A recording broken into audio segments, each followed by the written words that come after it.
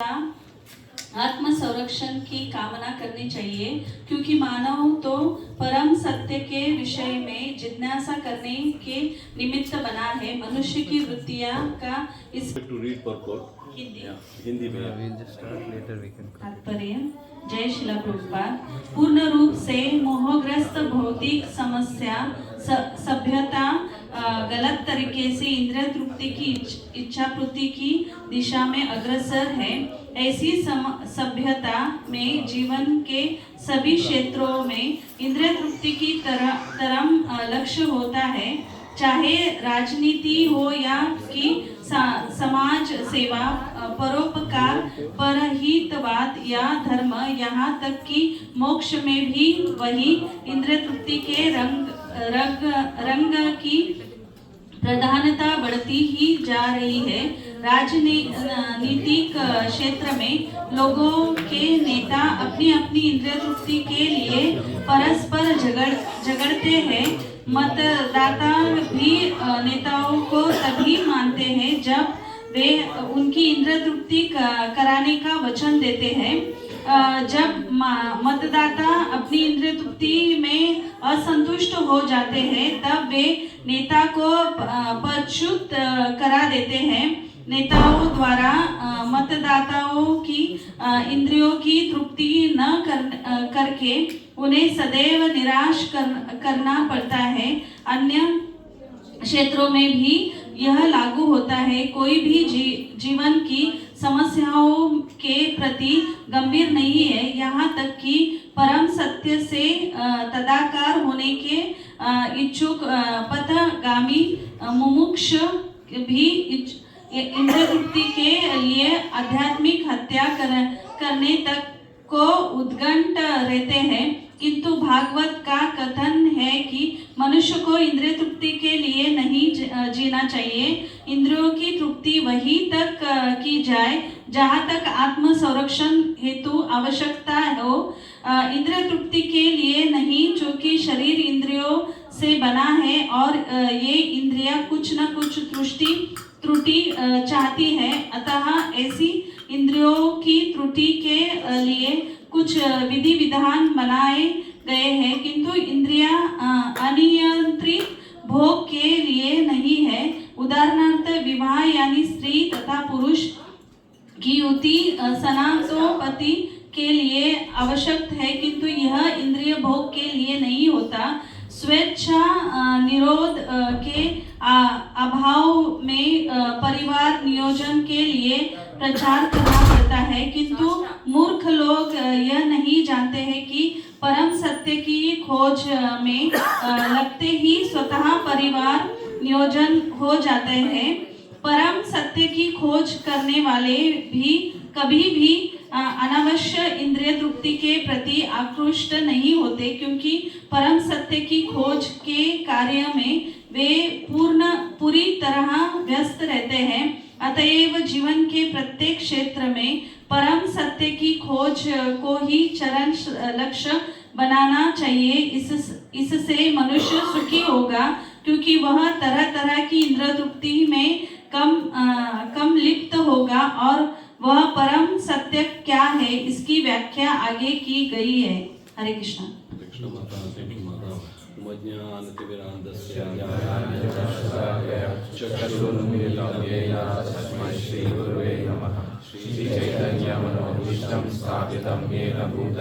स्वयं रूपा कदा मह्यं ददाति स्वापदान्तिकं वन्देऽहं श्रीगुरुं श्रीयुतापदकमलं श्रीगुरुर्वैष्णवांश श्रीरूपं साग्रजातं सर्वधर्मगुणान्वितं साद्वैतं सावधूतं परिजनसहितं कृष्णचैतन्यदेवं श्रीराधा कृष्णपादान् सहगणा श्रीविशाखान्वितांश्च।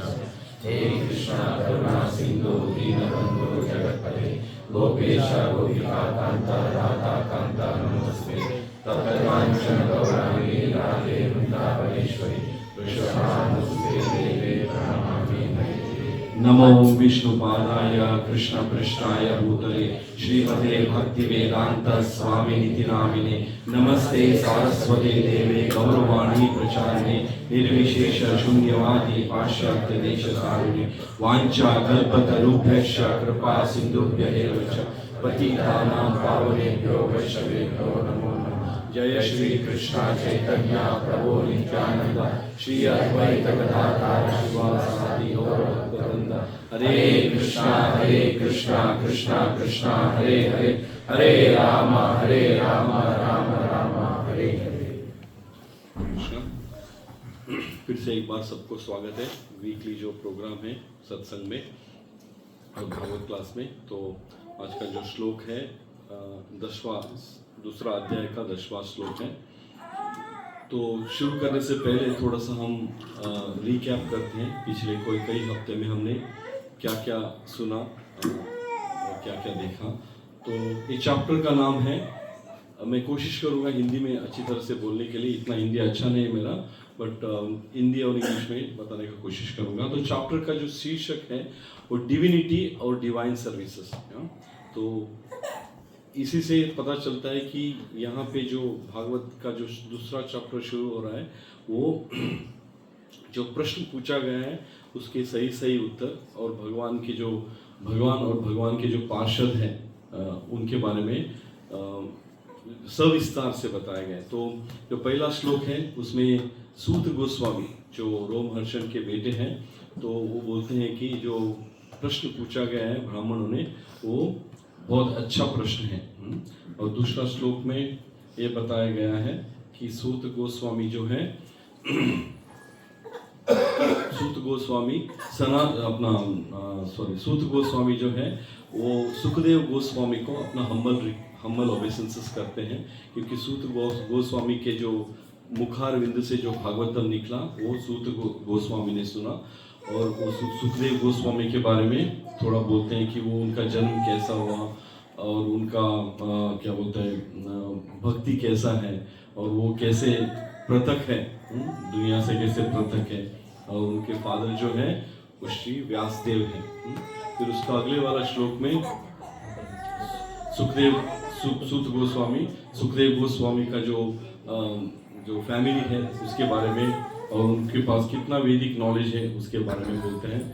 फिर श्लोक नंबर 4 में श्रीमद् भागवतम जो है ये personality of God head Narayan और नर नारायण ऋषि इनके बारे में और मदर सरस्वती गॉडेस ऑफ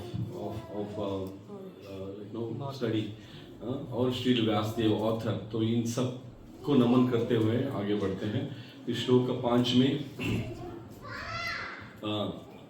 जो सवाल है भगवान के रिलेटेड, कृष्ण के रिलेटेड, उसका जो कैसे जो वर्ल्ड का जो वेलफेयर है, मतलब कलयुग आने वाला है, उसको कैसे हम कॉन्कर कर सकते हैं, उसी के बारे में उन्होंने थोड़ा सा बताया गया है। फिर उसके बाद में क्या ऑक्यूपेशनल ड्यूटी होना चाहिए जीव का, सुप्रीम ऑक्यूपेशनल ड्यूटी जो धर्म है उसके बारे में, और डिवोशनल सर्विसेज ये हमको कैसे करना चाहिए उसके बारे में बताया गया है। फिर उसके बाद में श्लोक 7 में render devotional services unto supreme personality of God head, ये करने से इमीडिएटली जो है डिटैचमेंट आ जाएगा हमको, वर्ल्ड से डिटैचमेंट आ जाएगा। क्यों?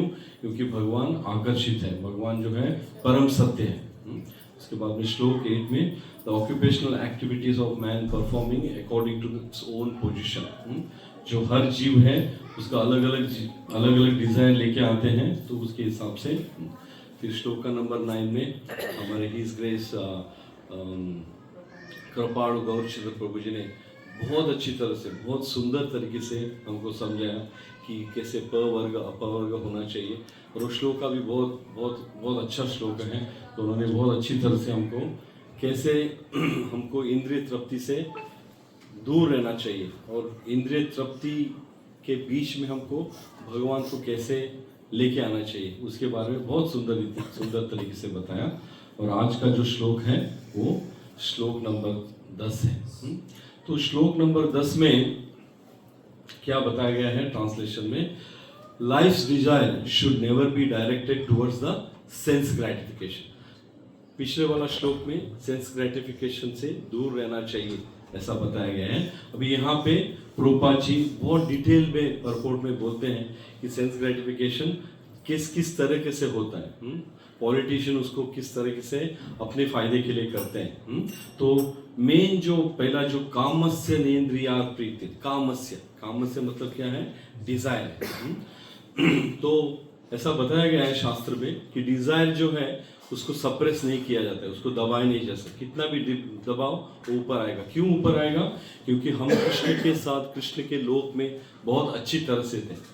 तो हमने क्या डिजायर किया वहां पे? हमने ये डिजायर किया कि कृष्ण को छोड़ के हमको एंजॉयमेंट करना है। कृष्ण से पृथक होके हमको एंजॉयमेंट करना है।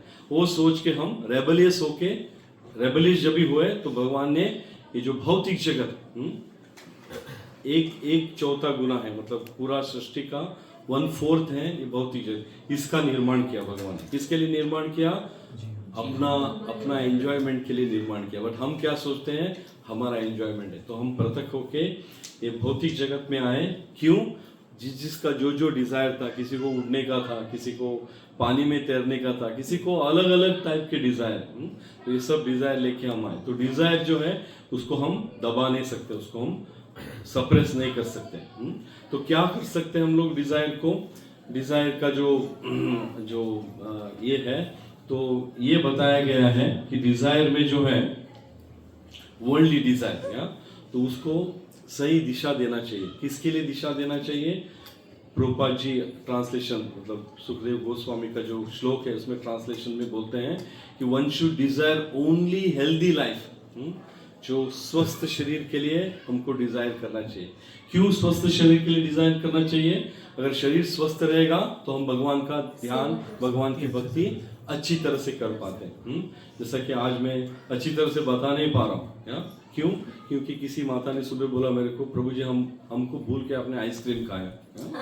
तो हो सकता है तो माता जी का सत्य हो, तो आइसक्रीम खाने की वजह से शरीर, तो हमको क्या करना चाहिए? टंग पे कंट्रोल रखना चाहिए। ये बताया जाता है किसके लिए? हेल्दी लाइफ के लिए। और self preservation, since human being is meant for enquiring about absolute truth, जो परम सत्य है वो जानने के लिए हमको ये शरीर मिला है।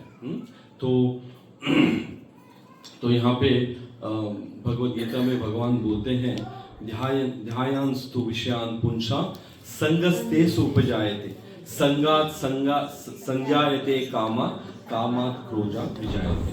ट्रांसलेशन उसका ऐसा है, while contemplating the object of senses a person develops attachment for them, and from the attachment lust develops, and from the lust anger arises। तो क्या बोलते हैं? जो डिजायर है उसको कोई ऑब्जेक्ट चाहिए, सेंस ऑब्जेक्ट चाहिए। तो हम देख सकते हैं यहाँ पे प्रभुपाद जी का जो ये इस्कॉन फैमिली है, कितनी अच्छी तरह से प्रभुपाद ने कितना सोच रहेगा उनको, क्या इसके लिए उनको डिवाइन ग्रेस बोलते हैं। क्यों उनका सोच अच्छा है? क्योंकि उन्होंने रखा कि international society for Krishna consciousness, भगवान कृष्ण को ऑब्जेक्ट रखा हमको। हम कुछ भी कार्य करते हैं भगवान का इर्द गिर्द करना चाहिए, हमको भगवान को छोड़ के नहीं करना चाहिए। तो उन्होंने बोला कि कृष्ण कॉन्शियसनेस, तो कृष्ण कॉन्शियस करते करते हमको क्या हो जाएगा? कृष्ण की तरफ आकर्षित हो जाएंगे। बहुत आसान नहीं है, बहुत टाइम लगता है। साधु संत बोलते हैं कि करोड़ों जन्म लगते हैं कृष्ण के बारे में समझने के लिए। कृष्ण इतनी बड़ी विभूति है। तो बट प्रभुपाद जी के कृपा से जो कृष्ण को उन्होंने मतलब गॉड कॉन्शियस नहीं रखा, कोई और अलग कॉन्शियस नहीं रखा, कृष्ण कॉन्शियस नहीं, कृष्ण कॉन्शियस बोल के रखा। उसके साथ साथ उन्होंने क्या किया? जैसे ही आपका एस्पिरेशन हो गया, इमीडिएटली आपके गुरु द्वारा आपको एक प्रॉमिस करना पड़ता है। क्या प्रॉमिस करना पड़ता है? कम से कम 1 राउंड चैंटिंग करूंगा, 1 राउंड भगवान का नाम स्मरण मैं लूंगा। वैसे धीरे धीरे बढ़ते 4-6 प्रभुपाद आश्रय ऐसा होते फिर हम एक स्टेज पे पहुंच जाते हैं, शेल्टर। वहां पे बताया जाता है कि 16 राउंड जपा है वो मिनिमम है। 1728 टाइम्स हमको क्या बोलना चाहिए? हरे कृष्णा कृष्णा कृष्णा हरे हरे, हरे राम ये जो 16 अक्षर का जो मंत्र है बहुत पावरफुल है। ब्रह्मा जी ने बताया कि कली तंत्र उपनिषद में कि ये जो मंत्र है ये कली कलमश नाशन है। तो प्रभुपाद जी ने जितने ग्रंथ हैं सबका अच्छी तरह से अध्ययन करके हमको उसका सार जो हम इजीली हम भगवान के धाम में जा सकते हैं वो मंत्र हमको महामंत्र जो है वो मंत्र दिया। उसके साथ क्या बोला हमको प्रभुपाद जी ने, कभी इनिशिएशन हम लेते हैं तो 4 नियम को हमको फॉलो करना चाहिए, मिनिमम 4 रेगुलेटरी प्रिंसिपल। फिर उसके साथ साथ हमको ऑनियन गार्लिक नहीं खाना चाहिए, जिससे भी हम खा के अटैच हो सकते हैं। प्रभुपाद जी ने कोशिश किया कि उससे हम पृथक हो, उससे पृथक होने के बाद क्या हो जाएगा, कृष्ण की तरफ हम आकर्षित हो जाएंगे। No tea no coffee.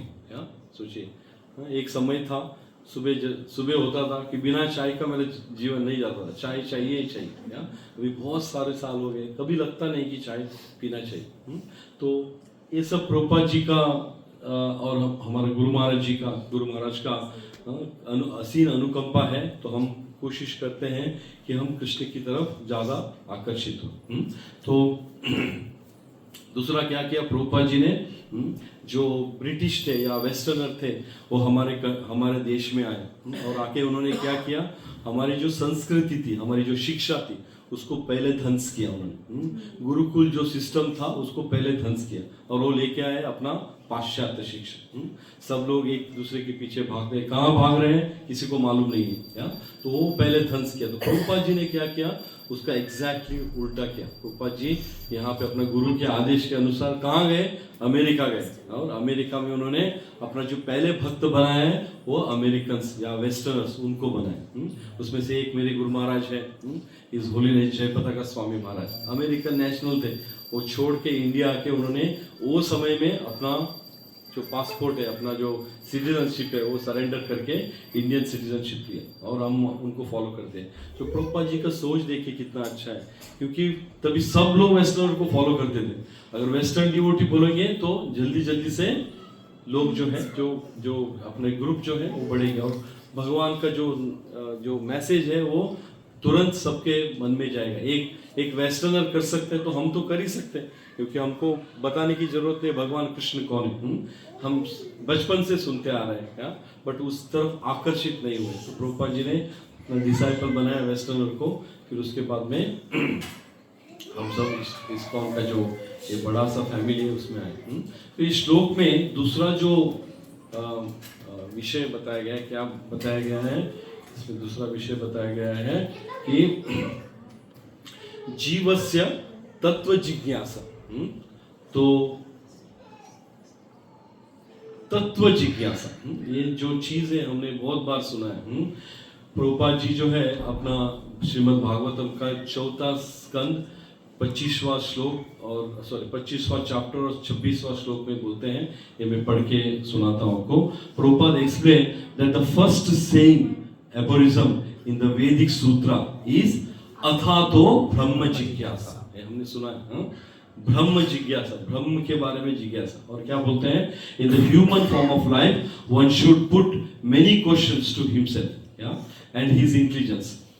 In the various form of life lower than human life, the intelligence does not go behind the range of life, primarily necessity, namely eating, sleeping, mating, defending.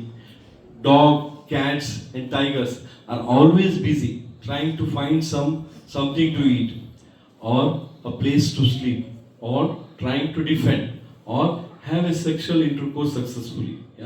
तो हम प्रभुपाद जी बताते हैं कि अथा तो ब्रह्म जिज्ञासा क्यों है।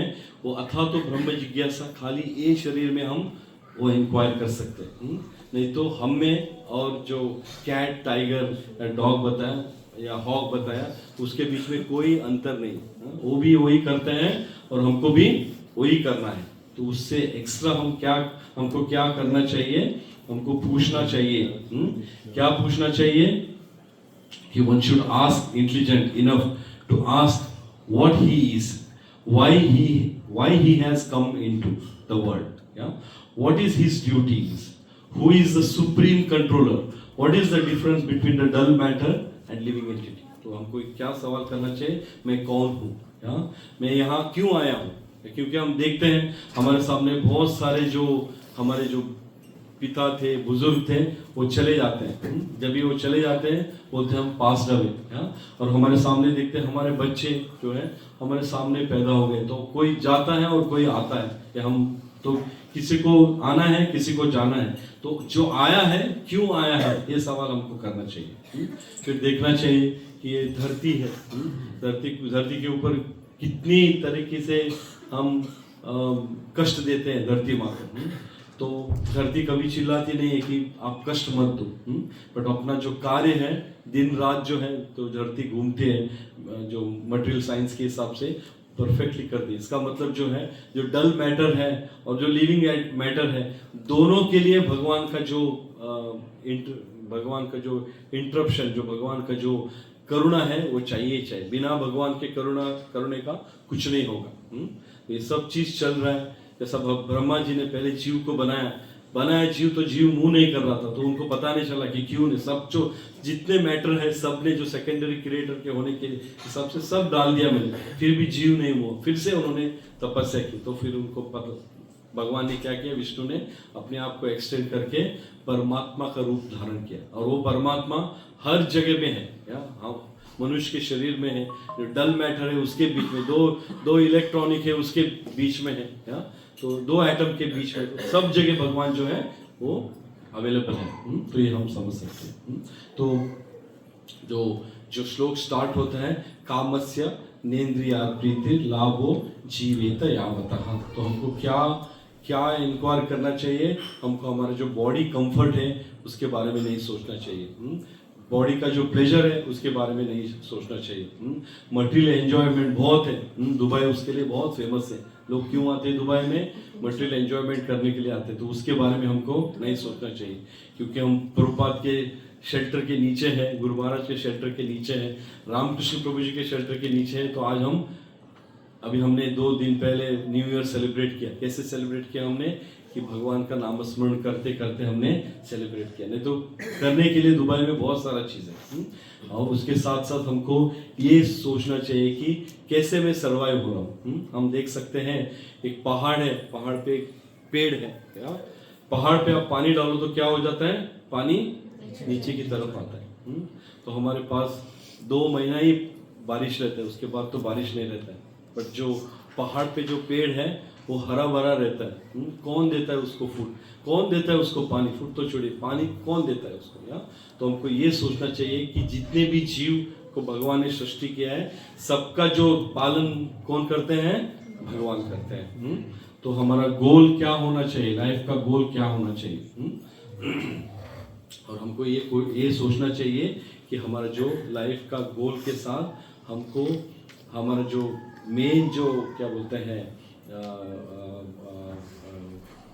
प्रशिक्षण है वो क्या होना चाहिए? वैष्णव बनने का प्रशिक्षण हमको लेना चाहिए। तो यहाँ पे जीवस्य तत्व जिज्ञासा, इसका मतलब प्रभुपाद ने ट्रांसलेशन में क्या बोला है? Human being is meant for enquiring about absolute truth. कौन है एब्सोल्यूट ट्रूथ? शास्त्र में बताया गया है कि एब्सोल्यूट ट्रूथ जो है वो भगवान कृष्ण है। इसमें हम एक छोटा सा उदाहरण दे सकते हैं। सबने सुना है, मैं कथा पे नहीं जाऊंगा, बट ध्रुव महाराज हमने सुना है। ध्रुवा प्लैनेट है, अभी हम देख सकते हैं। बहुत सारे क्या बोलते हैं नक्षत्र के साथ हम एक ध्रुव नक्षत्र को भी देख सकते हैं। क्या हो गया ध्रुव महाराज के साथ? क्या उन्होंने, ये श्लोक बहुत फिट बैठता है उनके ऊपर। उनको सेंस एंजॉयमेंट मतलब करना था। क्या एंजॉयमेंट? 5 साल के थे, छोटे थे, तो उन्होंने एक दिन देखा तो उनका जो भाई है उत्तम जो है, उनके पिता उत्तानपाद के गोदी में बैठा है, सिंहासन के ऊपर गोदी में बैठा है। ये देखते ही उनके मन में आशा जगती है, मैं भी उनका बेटा हूँ, क्यों नहीं मैं बैठ सकता हूँ? तो तुरंत जाते हैं और वो भी अपने उनके गोदी में, जैसे बेटा है तो पिताजी बैठाने के लिए आज्ञा देते हैं। तो तुरंत उनकी जो स्टेप मदर है सुरुचि, वो आती है। वो आते ही क्या करते हैं? जो ध्रुव है उसको पकड़ के सिंहासन से नीचे घसीटने के टाइम में ध्रुव पूछता है कि माँ क्यों ऐसा कर रही है आप? क्या मैंने गलत किया है? मैं भी तो उनका बेटा हूँ, मेरे को भी बैठने का पूरा हक है। तो बोलते नहीं, आप नहीं बैठ सकते। क्यों नहीं बैठ सकते? क्योंकि आपने मेरे कोख से जन्म नहीं लिया है। अगर आप पहले मेरे कोख से जन्म लो, फिर मैं आपको उसमें बैठने का अधिकार दूंगा। तो उनके मन में क्योंकि उनको मालूम रहता है, क्योंकि जो उनका पर पितामह जो है वो ब्रह्मा जी सृष्टि करते हैं, पूरे संसार के रचेता है। तो उनका मन में डिजायर आता है, तो मेरे को उनसे भी बड़ा किंगडम चाहिए। जो ब्रह्मा है उनसे भी बड़ा किंगडम चाहिए, ऐसा एक इच्छा आता है। तो पूछता है कि मैं क्या करूं? तो सूर्य जी बोलती है आप जाओ, जंगल में जाओ, फॉरेस्ट में जाओ और नारायण का स्मरण करो। तो वो आपको पूरा व्यवस्था करेंगे। तो ये सीरियसली ले लेते हैं ध्रुव महाराज और निकलते हैं। जैसे निकलते हैं तो भगवान क्या करते हैं? भगवान तुरंत अपना भक्त को भेजते हैं। किसको भेजते हैं? नारद मुनि को भेजते हैं। नारद मुनि आते हैं, माया को साथ में लेके आते हैं। क्यों? क्योंकि प्रहलाद बच्चा है। बोलते हैं प्रहलाद जंगल में बहुत डिफिकल्टी है, जंगल में शेर है। सॉरी, प्रहलाद तो ध्रुव महाराज को बोलते हैं कि जंगल जो है बहुत अंधकार है, वहां पे रहना बच्चे का बस का बात नहीं, आप जाओ मत जंगल में। तो ध्रुव महाराज क्या बोलते हैं? अगर आपको मेरे को ज्ञान देना है तो आप दीजिए, नहीं तो आप मेरे रास्ते से हट जाइए। तो उनका कितना फर्म कन्विक्शन रहता है कि मेरे को भगवान को प्राप्त करना ही है।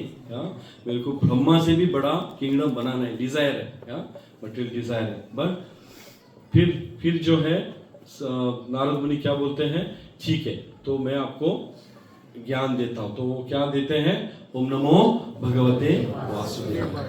तो जो ध्रुव महाराज हैं जंगल में जाके 6 महीना, बहुत बड़ा स्पेन है, 6 महीना में अति कठिन तरीके से वो अपना जो ऑस्टेनिटी है या तपस्या है वो करते हैं और भगवान को सामने, पहले तो भगवान को हृदय में पाते हैं, भगवान उनको हृदय में दिखने लगते हैं। फिर सडनली भगवान जो है ओझर हो जाते हैं। तो तुरंत वो क्या करते हैं? भगवान जैसे ही ओझर हो जाते हैं तो आंख खोलते ही सामने भगवान दिखते हैं। तो ये हम देख सकते हैं कि भगवान जो है वो एब्सोल्यूट ट्रूथ है। तो हम ये भी देख सकते हैं यहाँ पे, जब भी हमारे जो पहले गोस्वामी है, सबसे बड़े गोस्वामी या पहले गोस्वामी कौन है?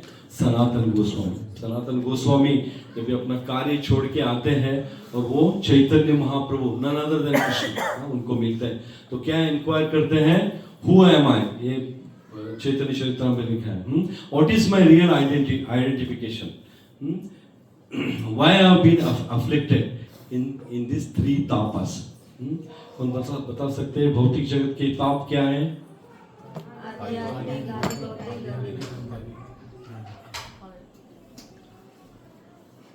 So 3 ताप क्या है? आध्यात्मिक है, आदि भौतिक है और आदि दैविक। आध्यात्मिक मतलब क्या है? हमारा खुद के वजह से हमारे वजह से हम खुद कठिन परिस्थिति में आ जाना, जैसे कि बीमार पड़ना या सफर होना, मेंटल एक्साइटमेंट होना, स्ट्रेस में जीना, इलनेस, डिस्टर्ब रहना, ये सब चीज जो है ये आध्यात्मिक है। उसके बाद में क्या आता है? आदि भौतिक। आदि भौतिक जो है वो दूसरे लिविंग एंटिटी से हमको तकलीफ आता है। हम देख रहे हैं दुनिया में एक दूसरे से झगड़ रहे हैं। हम क्यों? छोटा सा लैंड के लिए एक दूसरे से फाइट करते हैं। और दूसरा कौन सा आदि भौतिक है? दूसरा जो आदि भौतिक है, मच्छर काटना, कोई भी अन्य जीव से भी तकलीफ आता है, या आदि भौतिक है। और उसके बाद में आदि दैविक तो हर साल होता है। हर साल लास्ट 2025 में कितने सारे अनर्थ हो गए, साइक्लोन आया, फिर अर्थक्वेक हुआ, बहुत सारे डिजास्टर हुआ। तो ये सब चीज जो है, ये ताप जो है ये क्यों आता है? सनातन गोस्वामी चैतन्य महाप्रभु से पूछते हैं। तो चैतन्य महाप्रभु उसके बाद में वाराणसी में कितने लकी है, देखिए 1 महीना पूरा उनको ज्ञान देते हैं चैतन्य महाप्रभु वाराणसी में। तो इसी में एक श्लोक का भगवत गीता में भगवान बोलते हैं कि इसका जो आंसर है कौन दे सकता है? भगवान बोलते हैं तद्विद्धि प्रणिपातेन।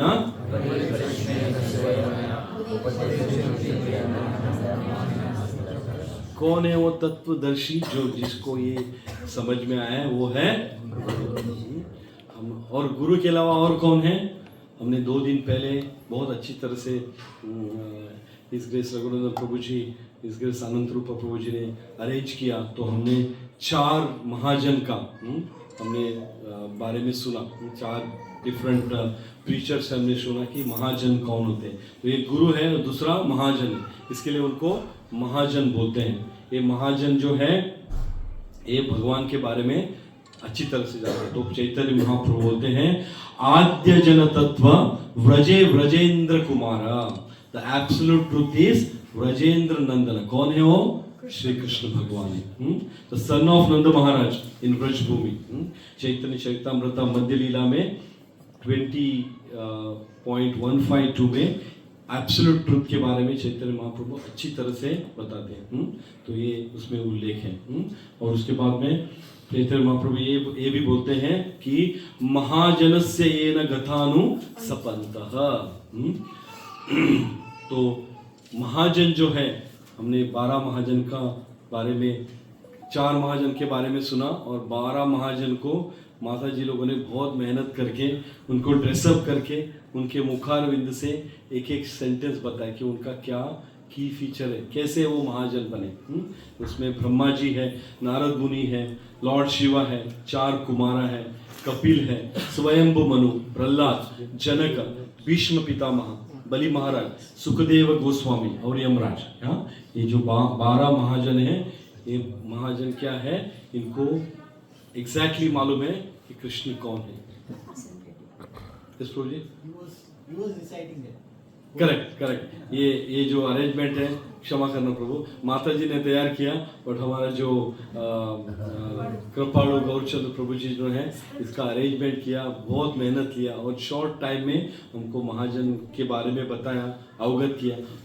और मेरा क्या बोलते हैं ये है कि आज एग्जैक्टली ये श्लोक में महाजन के बारे में भी मैं थोड़ा बहुत उनका उदाहरण ले सकता हूँ। तो हम कोशिश करेंगे संक्षिप्त में महाजन जो है वो कैसे महाजन बने। क्या वो जन्मता महाजन थे, पैदा होते ही महाजन थे? नहीं थे। हम देख सकते प्रभुपाद के लीला में प्रभुपाद जी भी सडनली हिज डिवाइन ग्रेस नहीं बने। उन्होंने बहुत सारे मेहनत किया।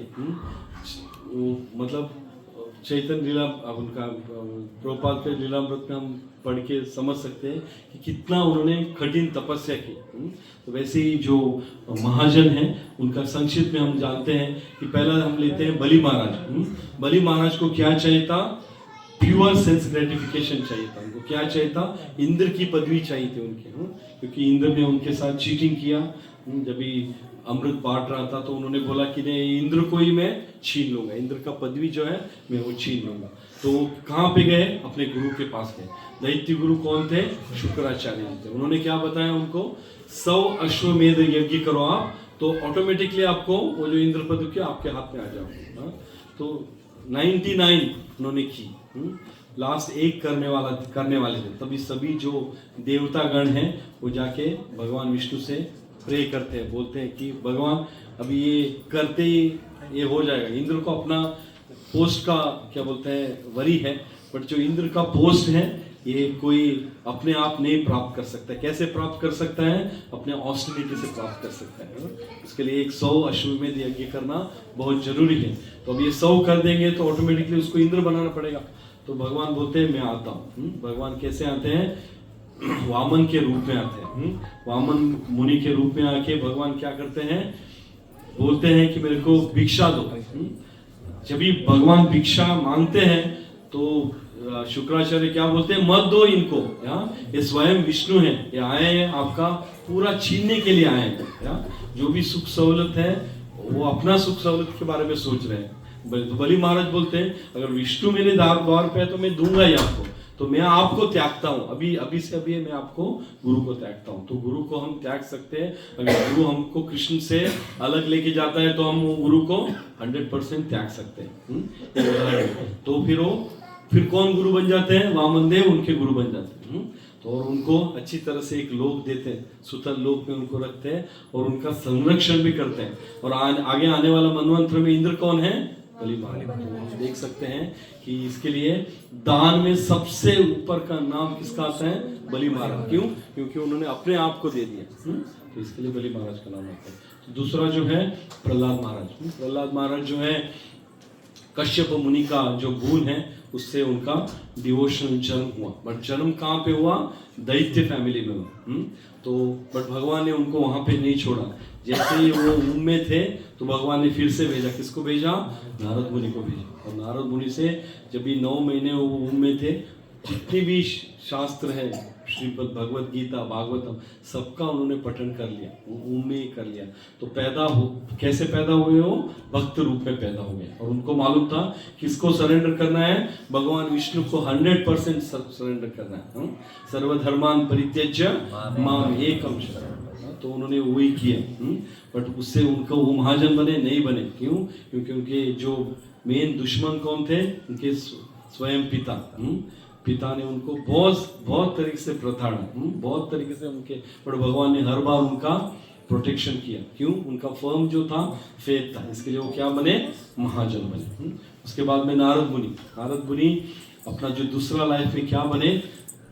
जो ब्रह्मा जी है उनका कर्ज से वो बने उपभरण, एक गंधर्व बने। क्यों? क्योंकि ब्रह्मा जी चाहते थे कि नारद मुनि जो है प्रोजनी कुमार के बाद उनका जन्म हुआ। तो नारद मुनि बोले मैं संसार चक्कर में नहीं पड़ने वाला।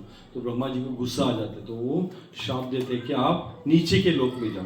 तो नीचे के लोक मतलब ब्रह्मा के नीचे का लोक मतलब स्वर्ग लोक है। 4 लोक छोड़ने के बाद स्वर्ग, तो स्वर्ग में पहुंच जाते हैं। वहाँ उपवर्ण बनते हैं। उपवर्ण बन के अच्छी तरह से वो प्रैक्टिस करते रहते हैं। तो एक दिन जब भी भगवान का पूजा होता है तो उनका जो फोकस है भगवान से, भगवान क्या बोलते हैं, भगवान जो वामन है उनका वहाँ से फोकस हटके उनका फोकस कहाँ जाता है? अप्सरा की तरफ जाता है। उनको ये करने में, लुफ्त करने में लग जाते हैं। तो ये देख के बृहस्पति जो देवता के ऋषि हैं वो क्रोधित हो जाते हैं, वो फिर से शाप देते हैं। तो वहां से फिर से मृत्यु लोक में जाते हैं और मेड सर्वेंट के बेटे बन जाते हैं। पर भगवान वहां से नहीं छोड़ते हैं, अच्छे साधु संत को भेजते हैं, उनका उच्चिष्ट खाते हैं, फिर से नारद मुनि बन जाते हैं और क्या बनते हैं? महाजन बन जाते हैं। और 24/7 नारायण नारायण। तो उनको किधर जाने के लिए भी वीजा की आवश्यकता नहीं, कभी भी कौन से लोक में भी वो जाके आ सकते हैं। फिर उसके बाद में देखिए बहुत सारा जो महाजन है वो अपने आप महाजन नहीं बने, कष्ट से मेहनत करके, तपस्या करके, ऑस्टिनिटी करके। फिर आता है, वेरी क्विकली बोलता हूँ, 4 कुमारस जो है मानस पुत्र है ब्रह्मा के। वो 5 साल से वो अभी तक बड़े नहीं हुए, ऐसे ही है क्या। बट वो जैसे उन्होंने प्रैक्टिस करना शुरू किया तो ज्ञान योग में उनका रुचि था। तो मायावादी फिलॉसफी, भगवान जो है निराकार है, उसको वो करने लगे। बट भगवान जो है हृदय में बैठे हैं, उन्होंने उनको गाइड किया तो उससे वैकुंठ लोक पहुंचे। और वहाँ पे उन्होंने सुगंध जो है भगवान विष्णु का जो क्या बोलते हैं तुलसी का माला है और चरण से वो सुगंध लिया उन्होंने, तुरंत वो डिवोटी बन गए और वहाँ से महाजन बन गए। खाली महाजन नहीं है, उनसे एक परंपरा शुरू हो गई। जो कुमार संप्रदाय है वो 4 कुमार से शुरू हो गए। और उसके बाद में हमारे जो बहुत अच्छे भागवत है वो है सुखदेव गोस्वामी। सुखदेव गोस्वामी का लाइफ में भी वो जब भी व्यासदेव व्यासदेव की पत्नी के जो मुंह में गए और उनके घर में जाके बैठे, 16 साल जो है वो बाहर नहीं आए। 16 साल तक, हो सकता है ऐसा नहीं हो सकता है, क्योंकि बहुत अच्छा ऊंचे स्तर के अधिकारी थे, तो 16 साल अंदर है।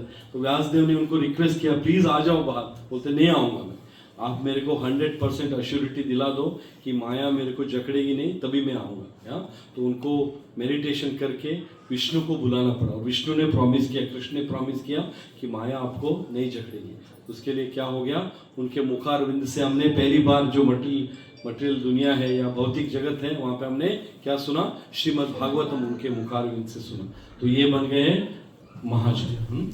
तो लास्ट यमदेव है, यहाँ की इनके बारे में कहाँ पे भी उल्लेख नहीं है, बट मैं एक क्लास में सुना था तो वहाँ से मैं कि यमराज जो है कोई यमराज को नहीं बुलाना चाहता है, या कोई भी बुलाना चाहता है, किसी को यमराज का दर्शन नहीं चाहिए, क्योंकि कोई मरना नहीं चाहता है।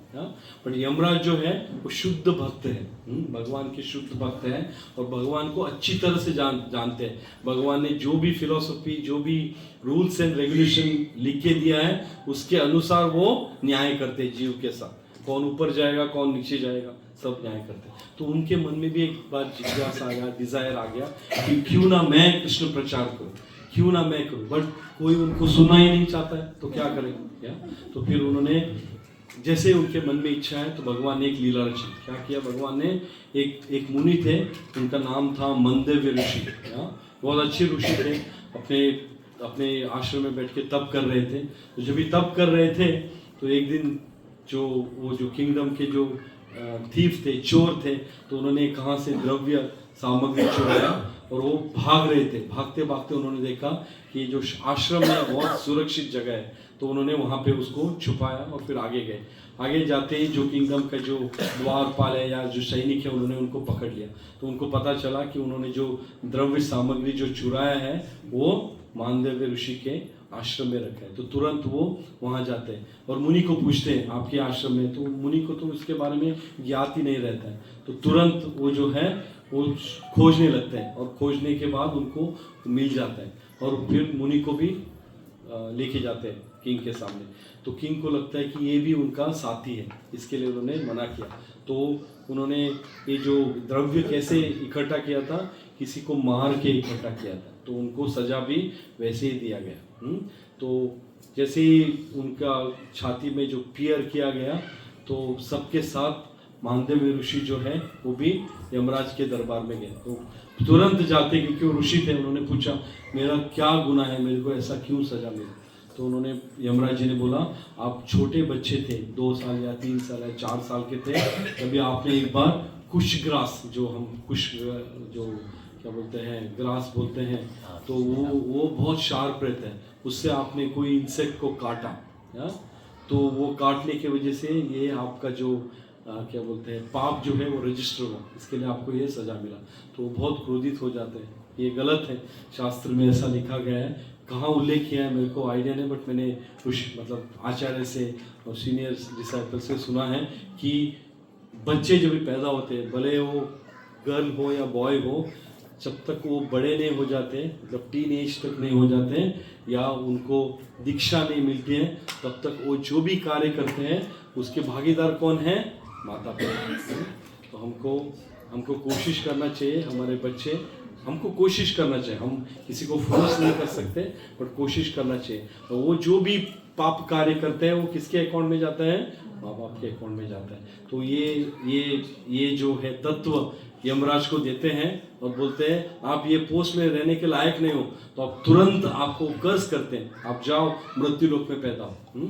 तो यमराज जो है वो उनका जन्म होता है किस रूप में, विदुर के रूप में। तो विदुर के रूप में अच्छी तरह से भागवतम में विदुर का उल्लेख आता है। तो अच्छी तरह से वो क्या बोलते हैं, कृष्ण कॉन्शियस को स्प्रेड करते हैं और वो एक महाजन है।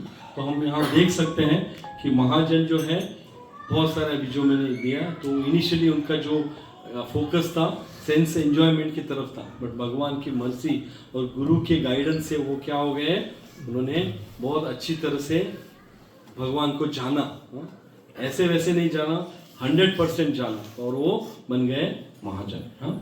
तो हमको क्या करना चाहिए, we should sincerely pray lord Krishna that I am your servant. ये बहुत इम्पोर्टेंट है और शास्त्र में भी और चैतन्य चरित्र में भी ये बताया गया है कि जीवेर स्वरूप होए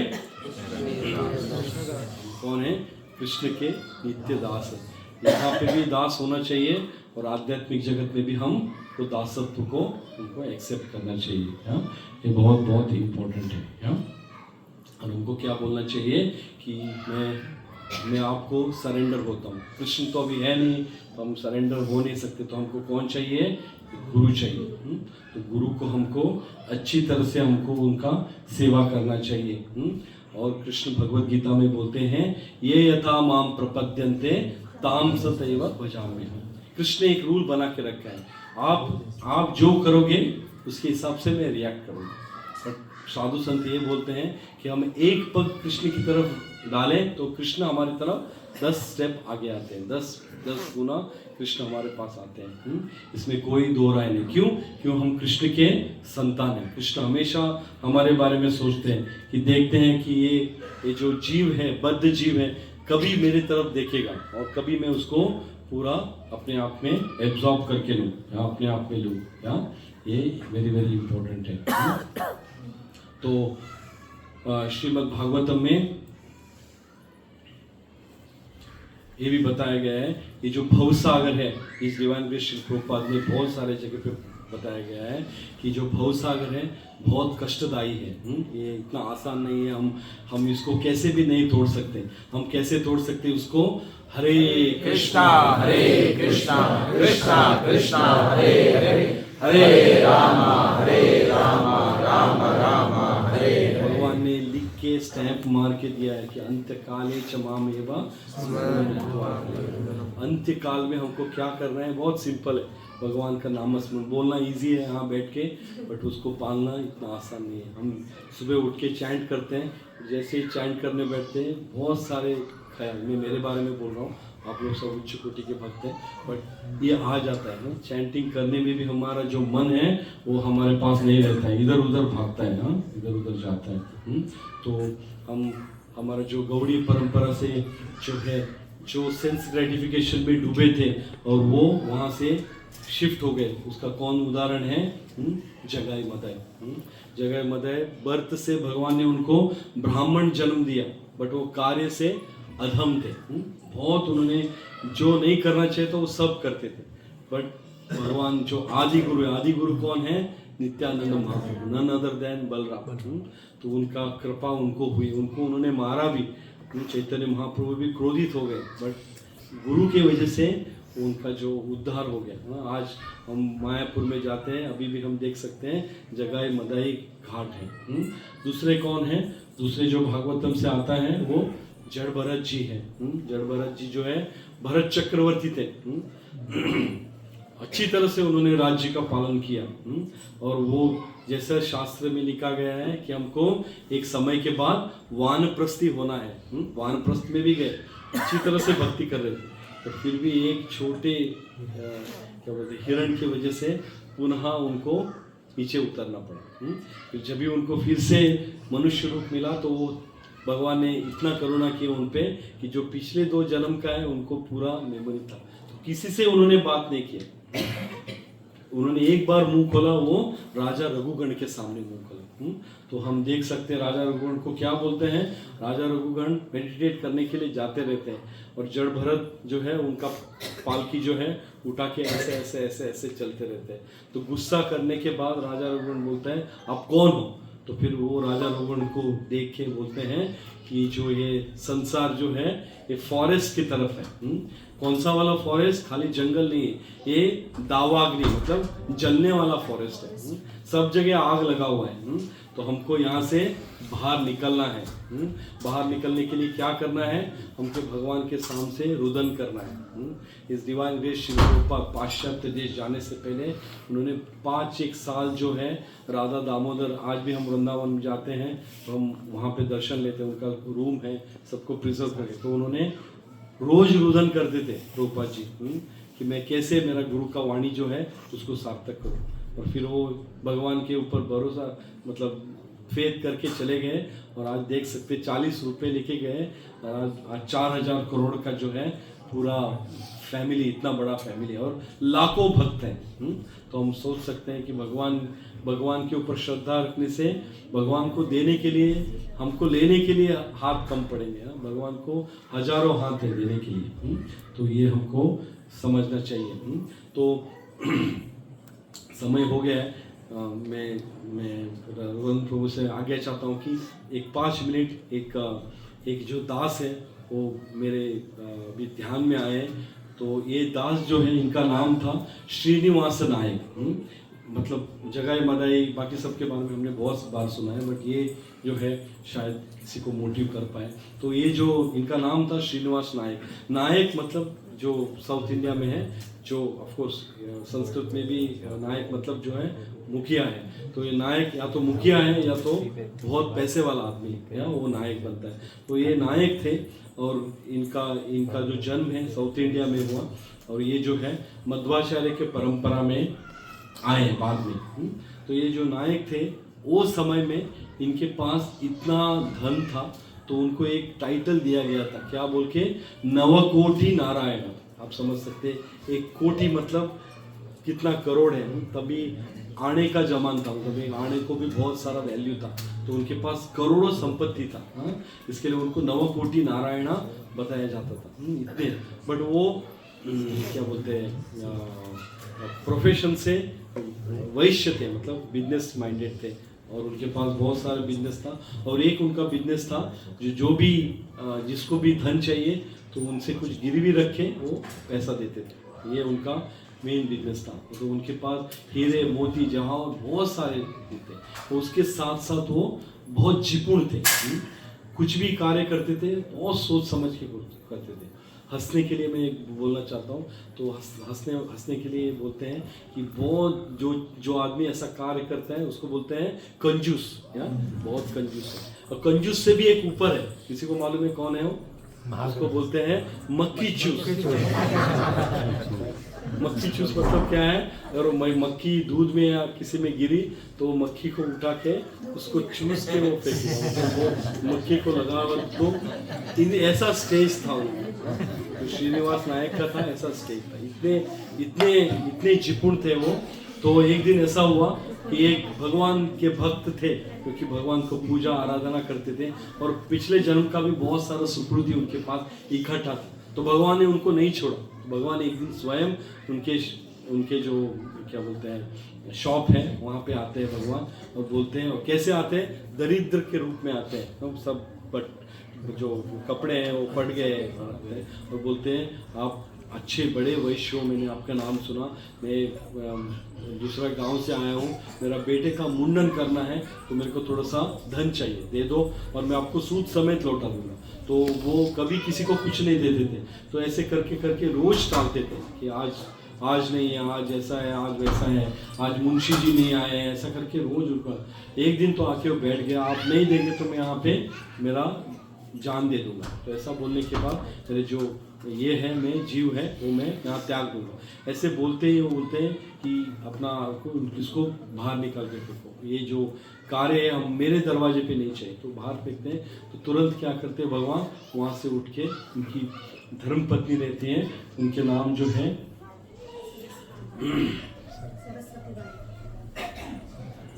सरस्वती बाई, तो उनका नाम रहता है सरस्वती बाई।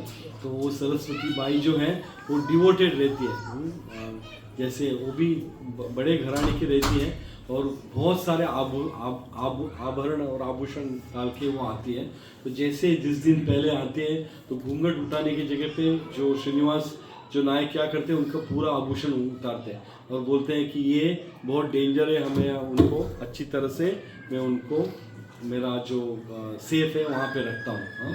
तो कुछ भी नहीं रखते उनके पास, कुछ आभूषण, एक उनका जो क्या बोलते हैं नाक में जो डालते हैं नथने, वो रहता है, बाकी कुछ नहीं रहता है। तो भगवान तुरंत उनके घर में जाते हैं और बोलते हैं कि आपके शॉप में गया था मैं कुछ धन मांगने के लिए, आपके पति ने नहीं देगा बोला, अभी मेरे पास ये जीव त्यागने के अलावा कुछ दूसरा रास्ता नहीं है, आप मेरे को कुछ दे दो, नहीं तो मैं। तो वो तुरंत धोते, ये जो नतनी है ये मेरा पति का नहीं है, ये मैं लेके आया हूँ, तो ये अगर नहीं है तो कुछ बोलेंगे नहीं, या मैं कुछ ना कुछ करके छुपाऊंगी उसको, करके उतार के, वो हीरे का रहता है तो वो उसको देती है। जैसे ही उसको देते हैं वो सीधा क्या करते हैं भगवान, वो लेके जाके उसी के शॉप में जाते हैं। श्रीनिवास नायक है, उसके शॉप में जाके वो देते हैं। अभी आप बोल रहे थे ना गिरवी रखो, ये रखो, ये बहुत कीमती चीज़ है, हाँ आपको क्या, उससे आपको लेना देना क्या है, आप मेरे को धन दो। तो वो देते हैं। तो उसको देख के उनको लगता है कि इसको पहले मैंने बहुत बार कहाँ देखा है, बट फिर भी ये लेके आया ये है, तो हो सकता है उसी तरह से कुछ हो, बट फिर भी मन में रहता है। तो वो रख के अपना सेफ में रख के अच्छी तरह से चाबी लगाते हैं, उसको 2-3 चाबी लगाते हैं और उसको धन देते हैं। और जो काम में रहते हैं उनको बोलते हैं आप शॉप देखो, मैं अभी 2 मिनट के लिए घर जाता हूँ। भागते भागते जाते हैं और जाते जाते जाते सरस्वती बाई चिल्लाते चिल्लाते जाते हैं। तो जो धर्मपत्नी है उनको पता चलता है कि कुछ हुआ है, ये तो इतने जोर से कभी चिल्ला के आएंगे नहीं क्या। तो घर में आते बोलते हैं आपका ये किधर है, नकली है। तो अभी मैंने धोने के लिए रखा है, तो लेके आओ, मेरे को अभी का भी देखना है। तो उसको लगता है कि अभी मेरा खैर नहीं है, भी ये इसके वजह से ये मेरा जान ले लेंगे। तो क्या करती है, किचन में जाती है, विष को घोलती है। तो बोलते हैं इससे पति के हाथ से मरने से अच्छा मैं विष को पी के मेरा प्राण त्याग देती हूँ। तो वो पीने के लिए लेती हैं, तुरंत ऊपर से वो जो नथनी है वो ग्लास में वो गिर जाता है। तो वो उठा के तो यही वही नथनी, देखते कोई नहीं, जो भी हो मेरा नथनी मेरे को मिला, भाग के जाके अपने पति को देते हैं। वो नथनी देख के वो अचंभित हो जाते हैं। श्रीनिवास नायक जो है वो बोलते हैं तो ये एकदम सेम, ऐसे कैसे हो सकता है, क्योंकि वो बहुत जौहरी थे, उनको सबका परख था। तो तुरंत वो लेके फिर से शॉप में भागते हैं, वहाँ देखते हैं वहाँ पे भी सेम एक और है। तो फिर उनका ज्ञानोदय हो जाता है कि मैं जो सेंस ग्रेटिफिकेशन में कर रहा था, भगवान जो आए थे वो स्वयं भगवान थे। मेरे द्वार पे कितने बार आए और कितने बार उनको मैं रिजेक्ट किया, ऐसा उनको लगता है। तो तुरंत क्या करते हैं, वहाँ से सीधा घर आते हैं और धर्मपत्नी और बच्चे को बोलते हैं सब चलो, अभी ये मेरे को समझ में आ गया कि हमारा जो गोल है वो क्या होना चाहिए। उनके पास करोड़ों संपत्ति रहते हैं, वो भी पत्नी बोलती है इसका क्या करना है, उसको कुछ करना नहीं, ये करने के बाद क्या होगा, फिर से प्राउडनेस आएगा, क्यों, मैंने इसको दान किया। तो वो सब इकट्ठा करते हैं और जाके गांव के चौराहे पे ऐसे छोड़ते हैं, ये मेरा नहीं, ये कृष्ण आपका है, छोड़ के चले जाते हैं। तो उनका जो नाम है मध्वाचार्य की जो क्या बोलते हैं परंपरा है, उसमें उनके जो गुरु है वो व्यास राज थे। तो वो उनको नामकरण का इनिशिएशन देते हैं, नामकरण करते हैं क्या बोल के, पुरंदर दास बोल के। ये पुरंदर दास जो है बहुत फेमस है, उन्होंने शरीर लेके भगवान को प्राप्ति किया, ऐसा उल्लेख है। तो पुरंदर दास जो है कितने सेंस ग्रेटिफिकेशन वाले थे, फिर भी उन्होंने अच्छी तरह से। तो भगवान आचार्य बोलते हैं कि जो संसार है ये दावाग्नि है। इसके लिए हमको प्रभुपाद जी के कृपा से रोज सुबह हम मंगल आरती कैसे करते हैं, संसार दावा